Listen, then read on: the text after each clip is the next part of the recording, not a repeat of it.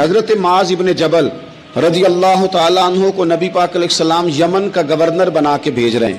تو حضرت معاذ ابن جبل رضی اللہ تعالیٰ عنہ عرض گزار ہوئے کہ یا رسول اللہ صلی اللہ تعالیٰ علیہ وسلم کوئی نصیحت کر دے، میں جا رہا ہوں. اور یہ منظر اتنا منفرد تھا ان کے جانے کا کہ حضور نے انہیں گھوڑے پہ بٹھایا ہے اور مدینہ شریف کی سرحد تک حضور چھوڑنے آئے اور ایک جملہ کہا تو حضرت معاذ ابن جبل گھوڑے سے چھلانگ لگا کے نیچے آ گئے اور قدموں میں بیٹھ کے رو کے کہا حضور مجھے گورنر ہی نہیں چاہیے، میں یہی رہوں گا. مسند امام احمد بن حنبل میں موجود ہے.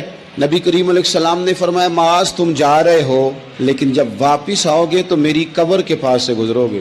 سب روگاں دا روگ محمد جس دا نام بچھوڑا.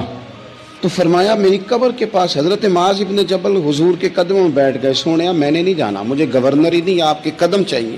تو نبی پاک علیہ السلام نے فرمایا معاذ میرا غلام متقی اور پرہیزگار ہونا تو وہ جہاں بھی ہو میں اس کے ساتھ ہی ہوا کرتا ہوں.